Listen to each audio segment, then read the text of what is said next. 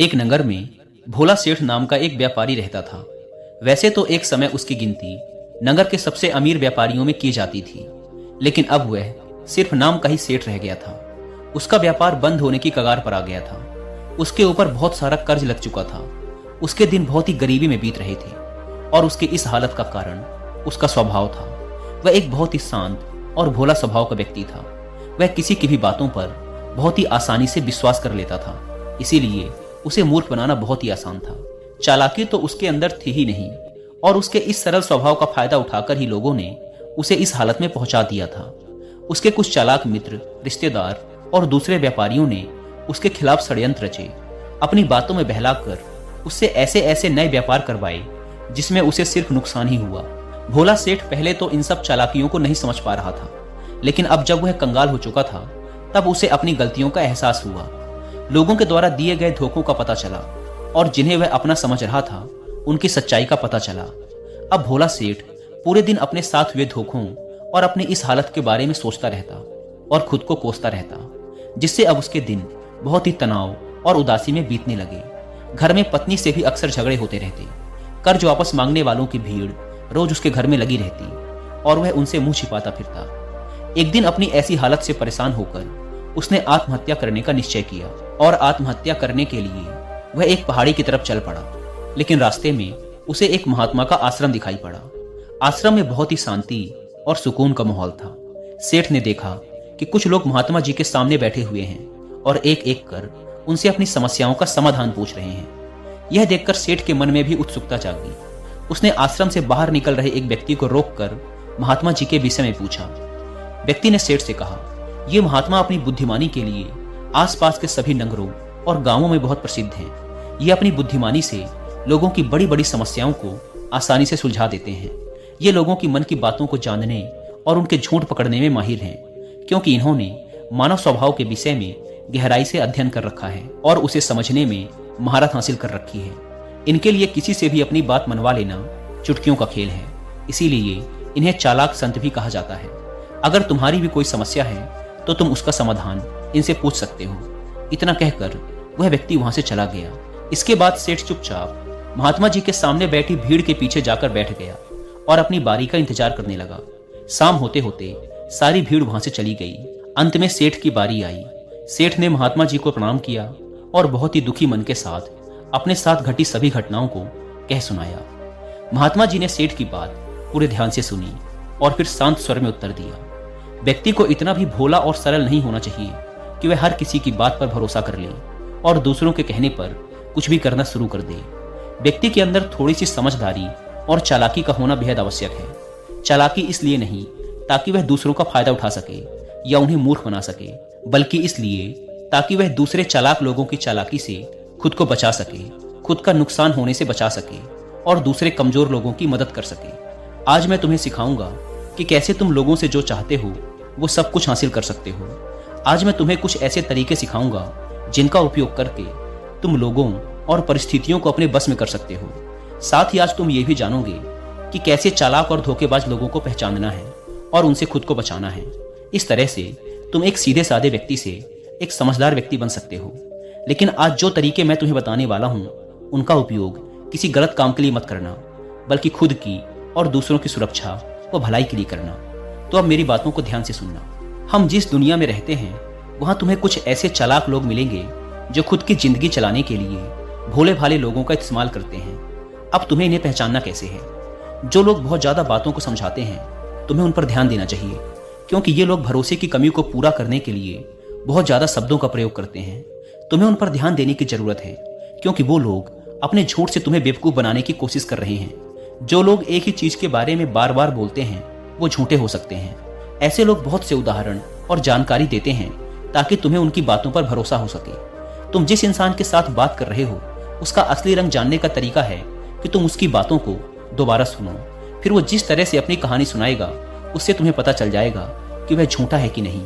जब तुम उसे दोबारा सुनो तो इस बात पर ध्यान दो कि दोनों ही बार उसने तुम्हें एक ही कहानी सुनाई कि नहीं। दूसरी बात, जब तुम किसी ऐसे इंसान को जानते हो जो दूसरों से झूठ बोलता है तो उस पर कभी भी भरोसा मत करो, क्योंकि जो व्यक्ति दूसरों से झूठ बोलता है वो तुमसे भी जरूर झूठ बोलेगा। साथ ही तुम्हें उन लोगों से भी सावधान रहना चाहिए जो ये दावा करते हैं कि उनके पास पहले बहुत सारा पैसा था जो अब डूब गया है, जिससे ये पता चलता है कि जिस इंसान से तुम बात कर रहे हो वो जो कुछ बोल रहा है वो झूठ है। हाँ, हो सकता है कि कभी सच में उसके पास बहुत सारा पैसा रहा हो और अब वह दिवालिया हो गया है। इसीलिए समझदारी इसी बात में है कि ऐसे व्यक्ति से कभी भी पैसों को लेकर समझौता नहीं करना चाहिए। जो इंसान खुद ही पैसों को संभालने के बारे में कमजोर है, उससे पैसों के बारे में सलाह लेना अक्लमंदी नहीं है। तुम्हें नाकाबिल लोगों से भी सावधान रहने की जरूरत है, क्योंकि अगर कोई इतना काबिल नहीं है कि वह जरूरी बातों का ख्याल रख सके तो ऐसे लोग अपने व्यापार या काम को संभाल नहीं सकते। एक सच्चा समझदार व्यक्ति अपना ध्यान ज्यादा जरूरी समस्याओं की ओर रखता है, ना कि फालतू के कामों में।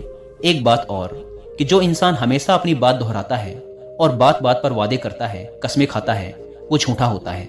इसीलिए ऐसे व्यक्ति का कभी भी भरोसा नहीं करना चाहिए। दूसरी बात, अगर तुम्हें लगता है कि किसी भी इंसान के साथ हमेशा अच्छा व्यवहार करके तुम्हें तुम्हारी इच्छा के अनुसार परिणाम मिलेगा तो तुम गलत हो। तुम्हें यह बात याद रखनी चाहिए कि लोगों को सिर्फ वही चाहिए होता है जिसे वो कभी हासिल नहीं कर पाए। तो अगर तुम्हें सामने वाले से अपना काम करवाना है तो उसे बार बार ये भरोसा दिलाओ कि तुम उसे वो चीज दिला सकते हो जिसे वो खुद हासिल नहीं कर पाया। इसे और असरदार बनाने के लिए तुम्हें 2 नियमों पर ध्यान देना चाहिए। पहला, जिस इंसान को तुम अपने काबू में करना चाहते हो उसे वो देना शुरू कर दो जो वो चाहता है। दूसरा, उस इंसान को तुम तब देखो जब वो तुम्हारे नियंत्रण में आ जाता है। देखो कि उसे कैसे तकलीफ पहुंचती है जब तुम उसे वो देना बंद कर देते हो जो वो चाहता है। जब भी तुम्हें लगे कि वो इंसान तुम्हें हल्के में लेने लगा है तो उससे वो चीज वापस ले लो जो तुमने उसे दी थी। ये चीज सामने वाले को एक कमी और खालीपन का एहसास करवाएगी, जिससे वो फिर से तुम्हारी बात मानने को तैयार हो जाएगा। दोस्तों, इंसानी स्वभाव या ह्यूमन साइकोलॉजी के बारे में और डिटेल से समझने के लिए मैं आपको कुक एफएम पर एक हिंदी ऑडियो बुक भी रिकमेंड करूंगा, जिसका नाम है read people like a book. ये ऑडियो बुक हमें सिखाती है कि कैसे हम सामने वाले इंसान की बॉडी लैंग्वेज पर ध्यान देकर उसके दिमाग को पढ़ सकते हैं, बिना उसके एक भी शब्द बोले उसके दिमाग में घुस सकते हैं। कैसे लोगों की भावनाओं, विचारों व इरादों को समझ सकते हैं और उनके झूठ को पकड़ सकते हैं। ये उन सबसे अच्छी ऑडियो बुक्स में से एक है जो मैंने अब तक कुक एफएम पर सुनी है। इसके अलावा भी कुक एफएम पर अलग अलग फील्ड से रिलेटेड 10,000 से भी ज्यादा ऑडियो शोज अवेलेबल हैं, वो भी 7 इंडियन लैंग्वेजेस में। और इसके साथ ही इसमें हर महीने 4200 घंटों से भी ज्यादा का न्यू कंटेंट अपलोड कर दिया जाता है। शायद इसीलिए इस प्लेटफॉर्म के 2.5 मिलियन से भी ज्यादा एक्टिव पेड सब्सक्राइबर्स हैं, जो कि हर महीने 45 लाख घंटे से भी ज्यादा का कंटेंट सुनते हैं।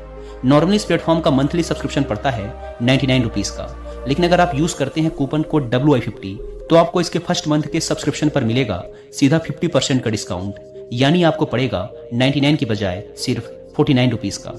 इस ऐप को डाउनलोड करने के link description and first comment पर मिल जाएगी।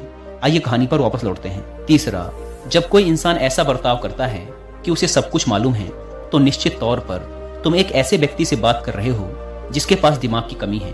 असलियत यह है कि जो व्यक्ति ये मानता है कि उसे कुछ नहीं पता, अंत में वही सबसे बुद्धिमान निकलता है और बाजी मार जाता है। अगर तुम्हें अपने आसपास के लोगों और परिस्थितियों का नियंत्रण अपने हाथ में लेना है तो नरम और विनम्र बनना ही सबसे अच्छा तरीका होता है। इससे यह दिखता है कि तुम लोगों से बहस या झगड़ा नहीं करना चाहते हो। अपने शरीर के हाव भाव को भी विनम्र रखो। लोगों को जब एक बार पता चल जाता है कि तुम बहुत कुछ जानते हो तो तुम्हारी सफलता या असफलता को तुम्हारे ही खिलाफ उपयोग किया जाएगा। तुम्हारी नाकामयाबी पर तुम्हारा अपमान किया जाएगा और तुम्हारी कामयाबी पर लोग तुमसे नफरत करना शुरू कर देंगे। और जब तुम लोगों के सामने ऐसे दिखाते हो कि तुम्हें सब कुछ पता है तो लोगों से अपनी बात मनवाने की तुम्हारी तरकीब असफल हो जाती है। लोग तुम पर उन्हें इस्तेमाल करने का आरोप लगा सकते हैं और वो तुम्हारी योजना के आगे बढ़ने से पहले ही तुम्हें मौका दिए बिना मना कर देंगे। हमारे नादान, अनजान व विनम्र बने रहने से लोगों को हम पर शक नहीं होता कि हम उनसे अपना काम निकलवा रहे हैं। जो व्यक्ति अपने इरादों और भावनाओं को छुपाने में जितना माहिर होगा वह उतनी ही आसानी से लोगों को अपने नियंत्रण में ले सकता है। जब लोगों को लगेगा कि तुम नरम हो और तुम्हारा झगड़ने का स्वभाव नहीं है तो वो आगे बढ़कर तुम्हारी मदद करना चाहेंगे और हो सकता है कि तुम्हें अपने बारे में वो जानकारी दे दें जिसका उपयोग तुम उन्हें काबू में करने के लिए कर सकते हो। और वो ये सारी जानकारी सिर्फ इसीलिए तुम्हें देंगे क्योंकि उन्हें भरोसा होगा कि तुम उनसे कभी नहीं लड़ोगे। वह व्यक्ति जो यह मानता है कि उसके अंदर सुधार की गुंजाइश है, उसके सफल होने की संभावना कई गुना बढ़ जाती है। इससे व्यक्ति के अंदर विनम्रता भी आती है क्योंकि उसे लगता है कि अभी उसे बहुत कुछ सीखना है। लेकिन जिस व्यक्ति को ये लगता है कि वह बहुत कुछ जानता है वह आसानी से बेवकूफ बन जाता है। साथ ही एक गृहस्थ व्यक्ति के रूप में तुम्हें इस बात पर भी ध्यान देना चाहिए कि तुम्हारा धन कहाँ जा रहा है, और तुम तब तक अपने मेहनत से कमाए धन को खर्च मत करो जब तक तुम्हें वो चीज ना मिल जाए जो तुम उस धन के बदले लेना चाहते हो। इसका मतलब है कि अगर तुम बिना सामान लिए पैसे दे देते हो तो तुम्हारे साथ धोखा होने की संभावना बढ़ जाती है। ऐसा हो सकता है कि अगर किसी ने तुम्हारा पैसा पहले ही रख लिया हो तो वो अपने वादे को पूरा ना करे। इसीलिए सुरक्षित रहने के लिए उस इंसान को अपना पैसा रखने देने से पहले वो हासिल कर लो जो तुम उससे पाना चाहते हो। चौथी बात, लोगों से अपनी बात मनवाने का सबसे अच्छा तरीका ये जान लेना है कि तुम किसके दिमाग को बदल सकते हो और किसके नहीं। ये बात 100% सच है कि तुम तब तक किसी के दिमाग को अपने अनुसार नहीं चला सकते जब तक कि वो तुम्हें पसंद ना करता हो। इसीलिए उन्हें ही अपने अनुसार चलाने की कोशिश करो जो तुम्हें पसंद करता हो और तुम्हारी इज्जत भी करता हो, लेकिन सिर्फ सही कामों के लिए। इस बात का ध्यान रखना, अगर तुम किसी ऐसे व्यक्ति को अपने अनुसार चलाने का प्रयास करोगे जो तुम्हें पसंद नहीं करता तो तुम्हारा सारा समय, प्रयास और धैर्य बेकार चला जाएगा।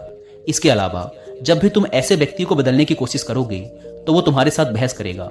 चाहे कुछ भी कर लो, तुम ऐसे व्यक्ति का मन कभी भी नहीं बदल पाओगे। इससे पहले कि तुम्हारी बात बहस में बदल जाए तुम्हें अपनी कोशिश बंद करनी होगी और पीछे हटना होगा। याद रखना, तुम सिर्फ उन्हीं लोगों को बदल सकते हो जो तुम्हें पसंद करते हैं और तुम्हारी इज्जत करते हैं। इसीलिए जिसे बदलना हो या अपने अनुसार चलाना हो उससे पहले अच्छा रिश्ता कायम करो और दोस्ती बढ़ाओ। इतना कहने के बाद महात्मा जी थोड़ी देर के लिए रुके और फिर आगे कहना शुरू किया।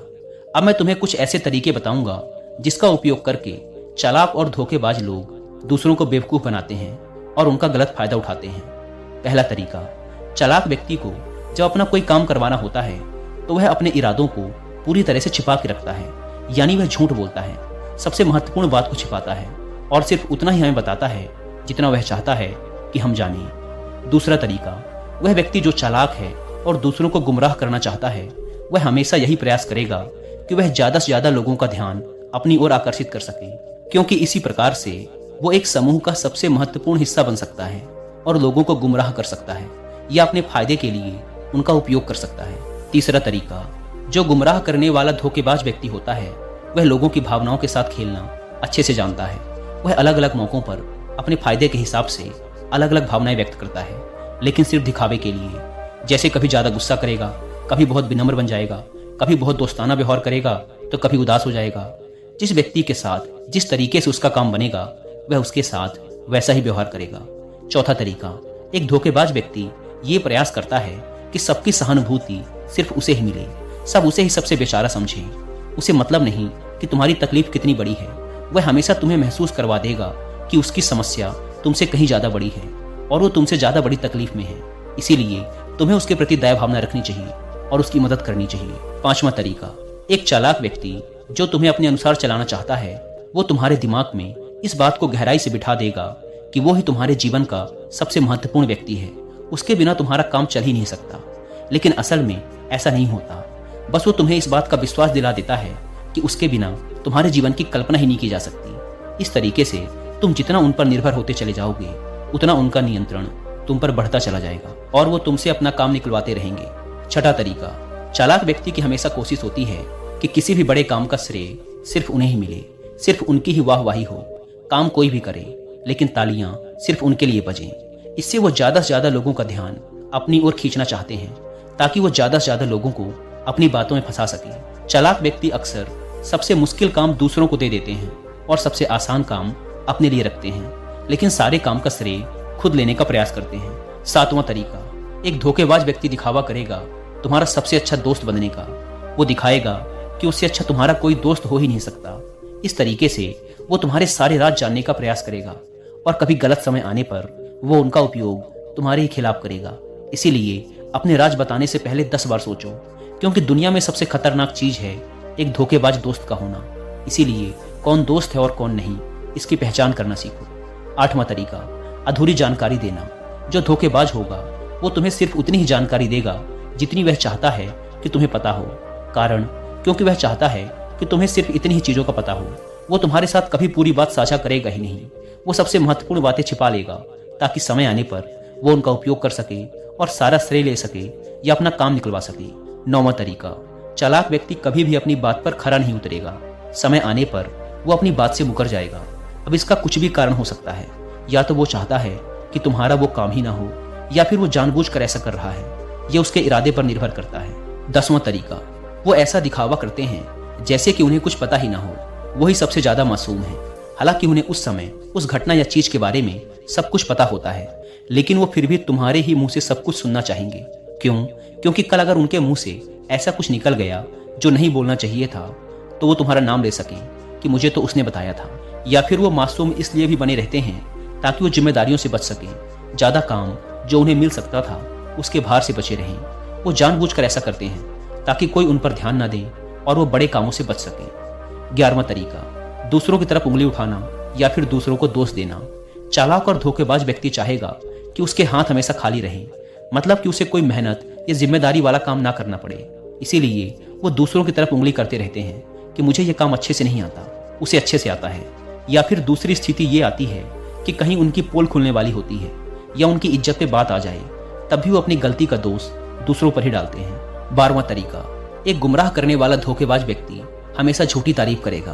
वो वही बोलेगा जो सामने वाला उसे सुनना चाहता है, और वो ऐसा तब तक करेगा जब तक उसका काम नहीं निकल जाता। उसके बाद वो उसी व्यक्ति की लोगों के सामने बुराइयां करेगा और उसकी कमियां गिनाएगा।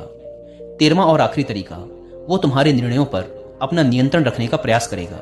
सबसे पहले एक धोखेबाज और चालाक व्यक्ति तुम्हारा सबसे अच्छा मित्र या हितैषी बनने का प्रयास करेगा। उसके बाद जब उसे भरोसा हो जाएगा कि तुम उस पर आंख मूंद कर विश्वास करने लगे हो, तो वो तुम्हारे निर्णय खुद लेने का प्रयास करेगा और तुम्हें यह महसूस करवा देगा कि जो निर्णय उसने तुम्हारे लिए लिए हैं वही निर्णय तुम्हारे लिए सबसे फायदेमंद है, जबकि अंत में इसका फायदा सिर्फ उस चालाक व्यक्ति को ही मिलने वाला है। तो ये थे वो तरीके जिनका उपयोग करके तुम लोगों से अपनी बात मनवा सकते हो और चालाक व धोखेबाज लोगों की पहचान करके उनसे बच सकते हो। भोला सेठ को अब अपने सभी प्रश्नों का उत्तर मिल चुका था। उसने इस अनमोल जानकारी के लिए महात्मा जी का धन्यवाद किया और अपने घर वापस लौट गया। दोस्तों, उम्मीद है कि आपको ये वीडियो पसंद आई होगी, और जाने से पहले एक बार फिर याद दिला दूं कि कुक एफएम पर read people like a book किताब की हिंदी ऑडियो बुक को सुनना ना भूलें, और मंथली सब्सक्रिप्शन पर 50% डिस्काउंट के लिए आप WI50 कूपन कोड का इस्तेमाल भी कर सकते हैं। धन्यवाद।